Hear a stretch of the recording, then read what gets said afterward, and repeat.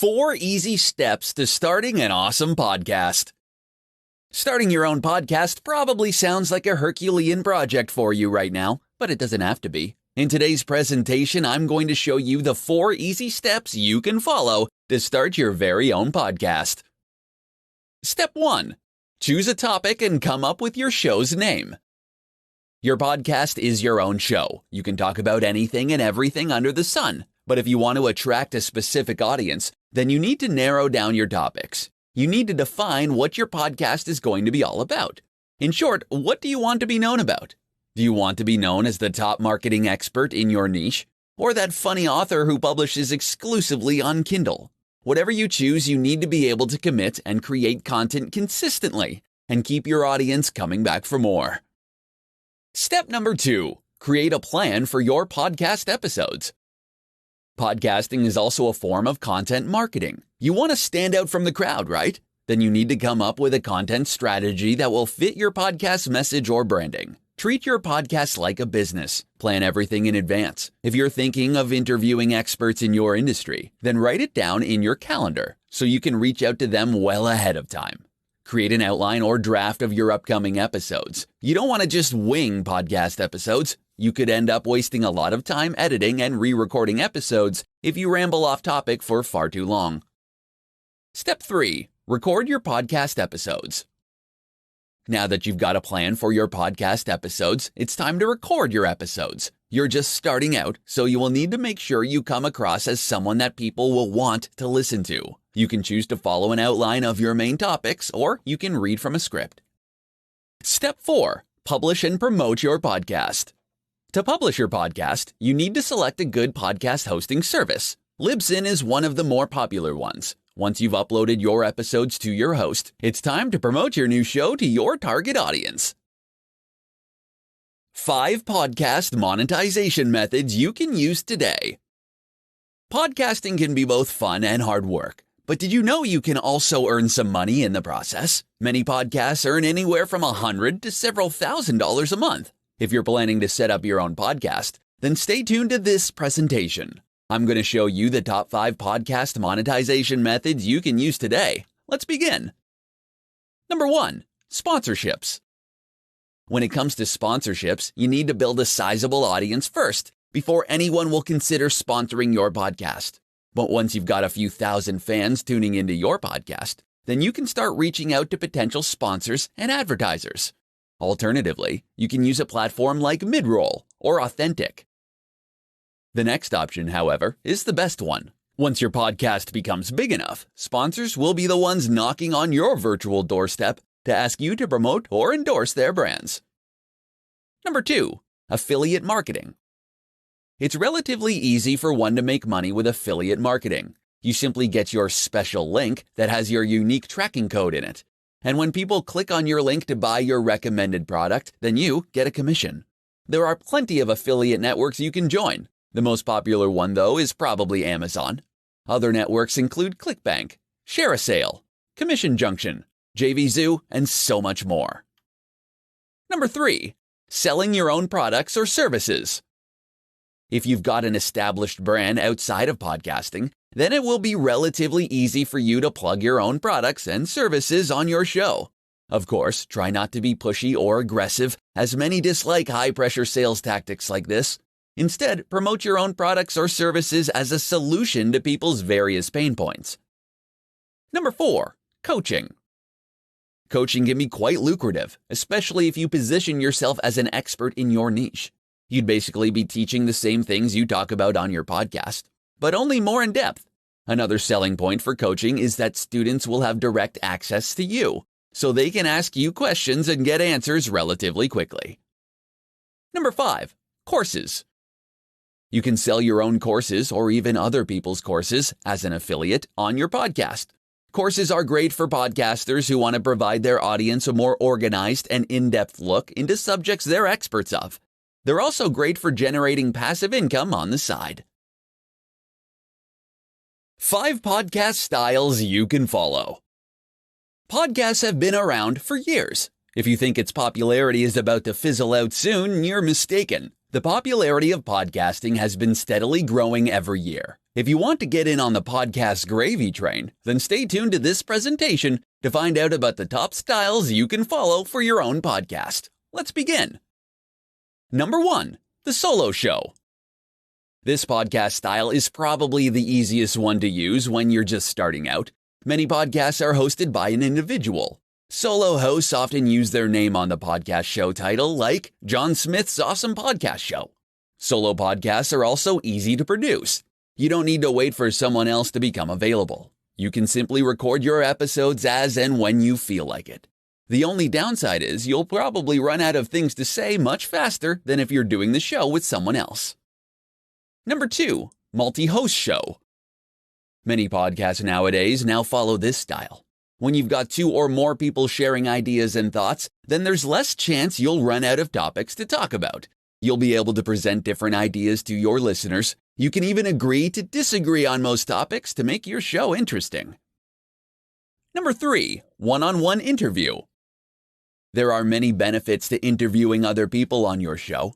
1, you don't have to do all the talking, so you can rest your vocal cords for a bit. And 2, your audience will have someone else to listen to other than you and your co-host. Another benefit is that your guests will be letting their followers know they've been interviewed on your show. This means that their followers can potentially become your followers too. Number 4, roundtable discussion. A roundtable or panel discussion is a lot of fun. You'll have different people chiming in with their opinions on different topics. Just make sure you put a time limit on the discussion because it's easy to get carried away when you're having a lot of fun with like-minded people. Number 5, storytelling. Some podcasts are in a storytelling format. Sometimes the host will be reading one story for the entire show. For other shows, they'll narrate one story over the course of an entire season. So it's sort of like a radio drama, but in podcasting format. 6 secret tricks to producing powerful podcast content. Podcasts aren't created equal. There are great podcasts and there are meh podcasts. Which one do you want to listen to every chance you get? Not the meh podcast, I'm sure. So, if you want your audience to stick around, then stay tuned to this presentation. Today, I'm going to share with you 6 secret tricks to producing powerful content for your podcast. Number 1, answer people's questions. People listen to your podcast because you promised to provide something of value to them. Or were you able to answer their all-important question, what's in it for me? If you want your listeners to keep on tuning into your upcoming episodes, then you need to find a way to keep on answering that question. Find out what they want to know and discover their pain points. Then talk about it on your podcast. Number 2, show people how to do things the right way. People love how-to tutorials. If you've got a podcast on making money online, then discuss specific methods and techniques to help people start earning money. Demonstrate your expertise by sharing the methods that worked for you. Of course, you don't necessarily need to give out all your secrets, but at least give them an overview to show them how to do things the right way. Number 3, be original and authentic. Many people listen to podcasts because they like the host's personality. If you sound like you're having fun and enjoying your show, then it's much easier for your listeners to hit that subscribe button. Number 4, plan your podcast content in advance. When you plan in advance, then you can basically tell your listeners what your next show is going to be all about. You can give them a quick background on your next topic to have them look forward to your next episode. Number 5, tell a story. Make your podcast engaging by sharing your personal stories or those of people you know. People may not remember specific methods and techniques, but they will most likely remember your stories.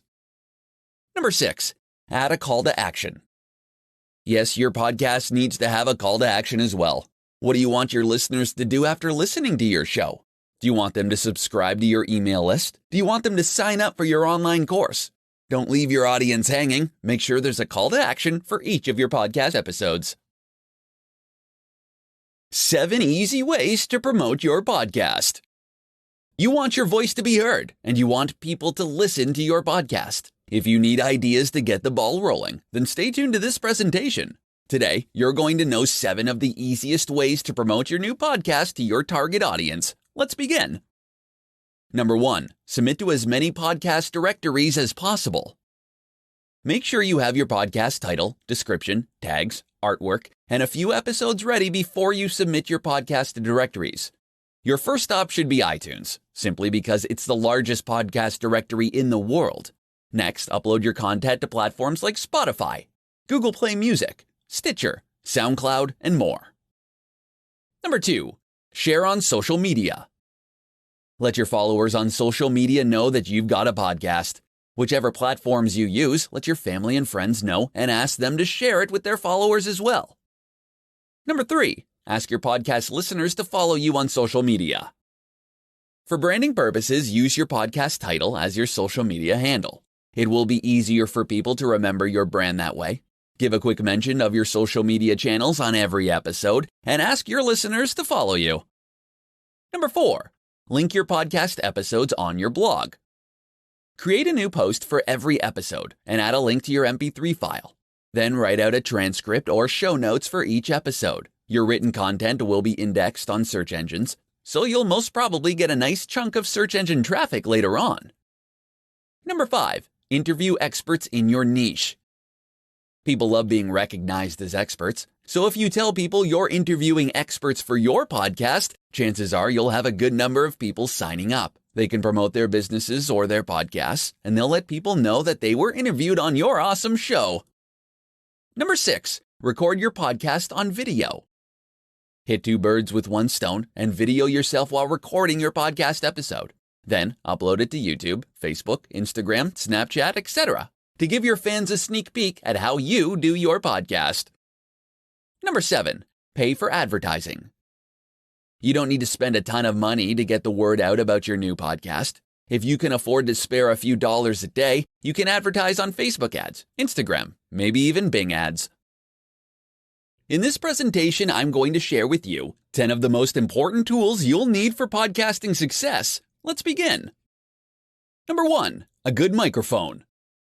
Not all microphones are created equal. A good quality microphone is necessary if you want your podcast to sound good. Number 2, pop filter. It's annoying to hear B's, P's, G's, and D's amplified on podcasts. You don't want this to happen to your show. Get a pop filter. It only costs a few dollars. Number 3, podcast hosting account. You don't want your podcast audio files eating up your web hosting bandwidth. Get a good podcast hosting account. They're relatively cheap. Check out Libsyn, one of the most popular podcast hosting services. Number 4, multi-platform note-taking software. It's important to know what you're going to talk about in your podcast episodes. Use a multi-platform note-taking software so you can easily pick up where you left off. You can start writing down your ideas on your mobile phone and then finish it up on your laptop. Number 5, Google Calendar. Google Calendar is a great tool for scheduling your podcast episodes. You can add different calendars to your account, and you can label each one with a different color. Number 6, Audacity. Audacity is a free, open source, and cross-platform audio editing software. There's a bit of a learning curve, but don't worry. There are lots of tutorials on YouTube to help you get up to speed on how to use this powerful software. Number 7, voice typing tool. Show notes are important for your podcast. You can hire a transcription service to transcribe your episodes, or you can use a voice typing tool. For best results, make sure you speak clearly and audibly so the software can make out what you're saying. Number 8, feed validator. A feed validator is needed to make sure there are no problems with your podcast's RSS feed. Most podcast hosting services include a feed validator, but it won't hurt to run your feed through a service like Feed Validator. Number 9, graphic design software. An eye-catching artwork can make the difference between people checking out your podcast on iTunes or any other directory, or skipping it entirely. You can use Photoshop or a free tool like Canva to design your podcast artwork. Number 10, live streaming platform. Show your podcast listeners how you work. When you go live on platforms like Facebook Live or YouTube Live, your followers get a notification, so you get real-time engagement from your fans. How to repurpose your podcast episodes. Creating the content for your podcast will take a lot of brain power. You don't want all of your hard work to last all of 30 minutes or an hour, right? You want to maximize it, and the best way to do that is by repurposing your podcast episodes into other formats. If this is something you want to do, then stay tuned to this presentation.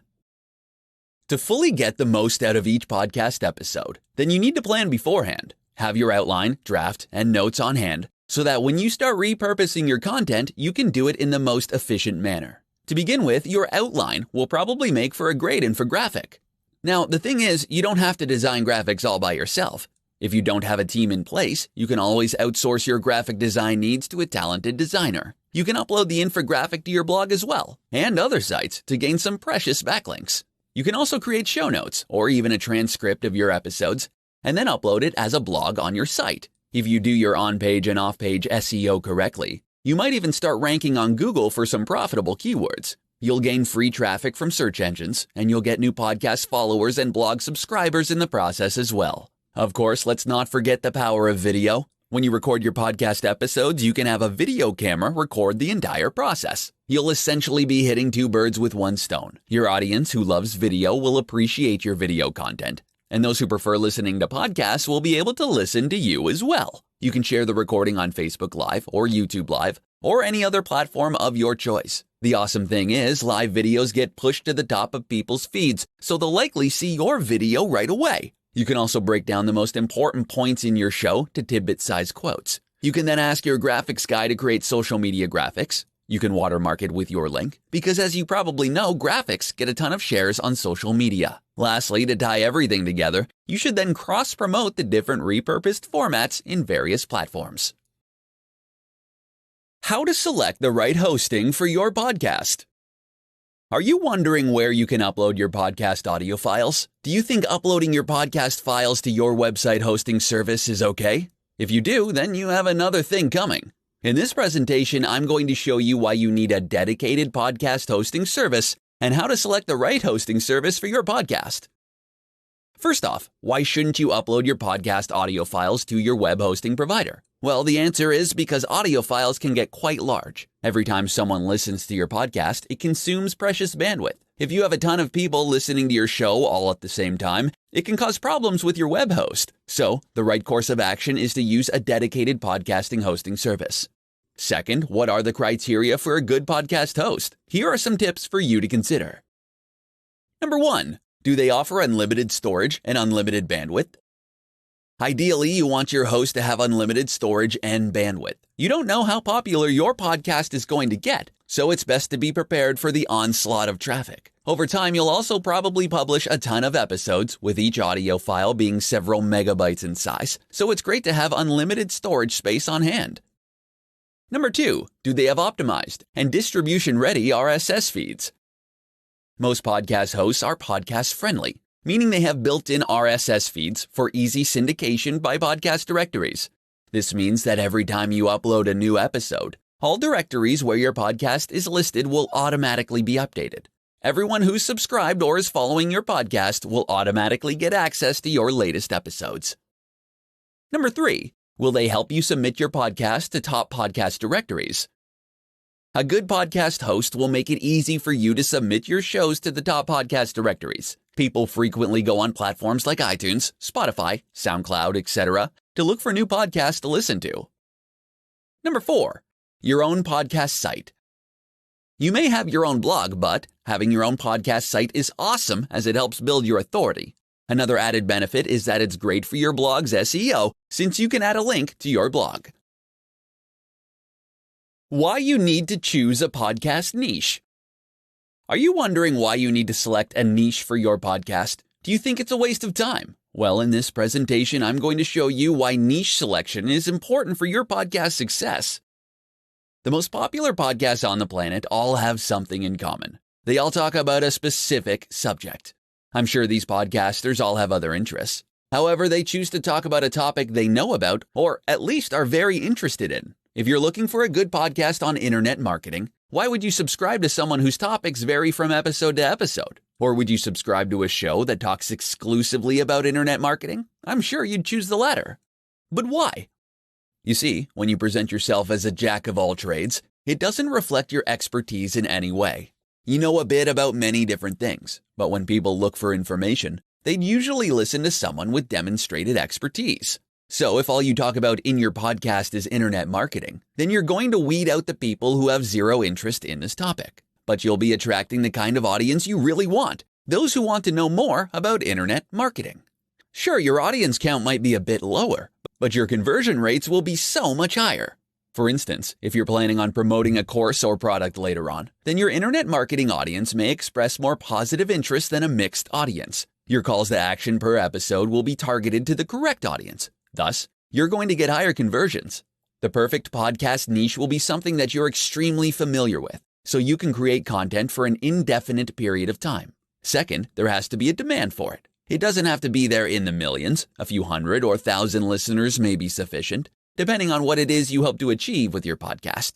Niche selection is especially important when you're starting out. You're going to compete against more established brands and podcasts. You need to find a way to stand out from the competition. When you select a niche, you're able to create an edge for yourself. That edge will help you become memorable and attractive to your target audience.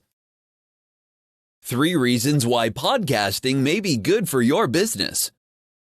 If you've ever listened to a podcast, you know how easy to consume they are. All you have to do is subscribe to your favorite podcasts, and you'll have the latest episodes sent straight to your device. If you're not sold on the idea of podcasting for your business, then you should listen to this entire presentation. Today, I'm going to discuss 3 of the biggest reasons why podcasting may be good for your business. You'll become an authority figure in your niche or industry. Podcasting is a great way to showcase your knowledge and your expertise in your niche. You can talk about anything and everything under the sun, but if you keep your podcast niche focused and provide tons of value to your listeners, you'll soon have them eating from the palm of your hand. Of course, building trust will take time, but once you have it, you'll find people will look up to you as an authority figure in your niche. You'll attract your target audience. People who will be tuning into your podcast are interested in listening to what you have to say. There are so many podcasts to choose from, there's a reason why they chose to listen to you. So, if you're trying to attract a certain demographic, know that podcasting is one of the quickest and cheapest marketing techniques you can implement ASAP. Make it easy for your audience to promote your podcast on social media, and you'll attract even more of the same demographic. You'll have a solid source of income once you've established your brand. Yes, it's possible to make a full-time living just by podcasting alone, but you need to be prepared to invest a lot of time in growing your podcast. You'll need to be consistent with your schedule, and you'll need to attract a sizable number of listeners before you even think about monetizing your podcast. In the beginning, you'd want to provide as much free, valuable information as possible. Once you've reached a few thousand, some experts say at least 10,000 followers, then that's when you should start thinking about making some money off your show. The good news is, there are many different ways you can monetize your podcast. You can do sponsorships, affiliate marketing, you can promote your own product, and so much more.